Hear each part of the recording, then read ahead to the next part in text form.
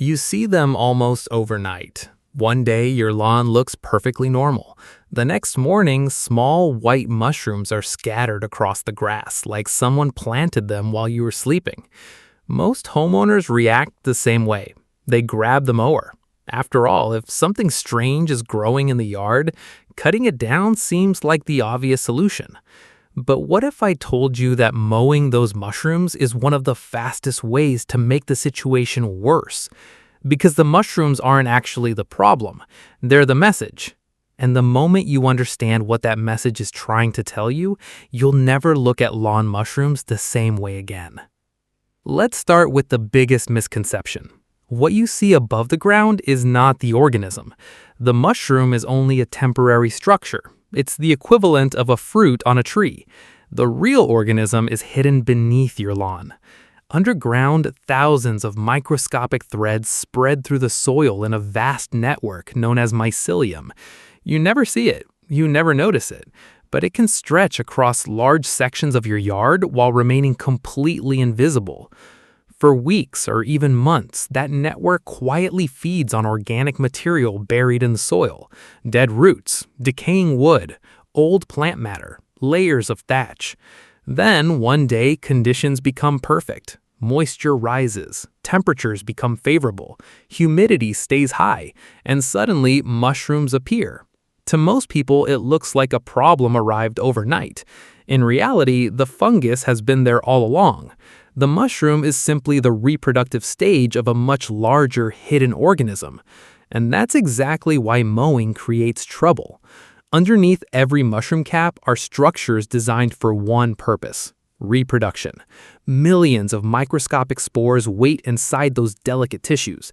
Normally, spores are released gradually, but a lawnmower changes everything. The moment spinning blades strike a mushroom, they shred the structure into countless fragments. At the same time, powerful airflow beneath the mower lifts those spores into the air and spreads them across the lawn. Instead of removing the fungus, you may be helping distribute its reproductive material over a much larger area. The mushroom disappears, the fungus doesn't. And there's another issue most homeowners never consider: identification. Many lawn mushrooms look nearly identical to each other. Some are harmless, some are not. To an untrained eye, the difference can be almost impossible to recognize. One of the most common poisonous lawn mushrooms in North America is Chlorophyllum mollidites. At first glance, it looks completely ordinary. White cap, white stem, growing right in the lawn. Nothing about it appears dangerous. Yet it causes more accidental mushroom poisonings in North America than almost any other species. People mistake it for edible mushrooms every year. The result is often severe nausea, vomiting, stomach cramps, and dehydration. Most adults know better than to eat random mushrooms.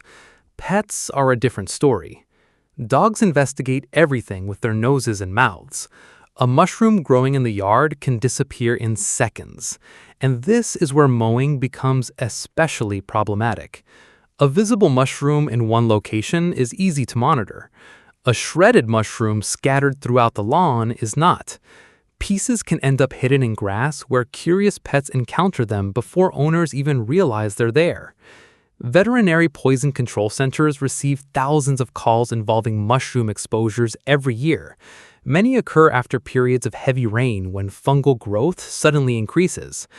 And that's important because mushrooms rarely appear without a reason. Fungi thrive where moisture and organic matter are abundant. If mushrooms are appearing repeatedly, your lawn is trying to tell you something. Maybe water isn't draining properly. Maybe the soil is compacted. Maybe there's a thick layer of thatch beneath the grass. Maybe old roots or buried wood are decomposing underground. The mushrooms aren't creating the problem. They're revealing it. One of the most fascinating examples is something called a fairy ring. You may have seen one without realizing what it was. A near-perfect circle of mushrooms appears in the lawn. For centuries, people invented supernatural explanations for these rings.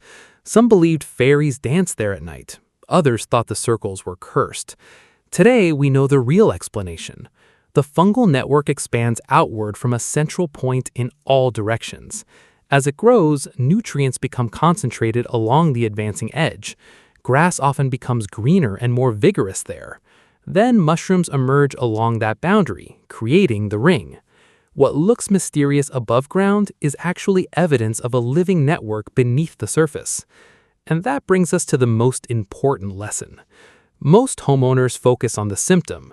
They see mushrooms and try to eliminate them. But symptoms are not causes. Removing mushrooms without changing conditions underground is like removing a warning light from a car dashboard while ignoring the engine problem. The warning disappears. The issue remains. So what should you do instead? First, keep children and pets away from unidentified mushrooms.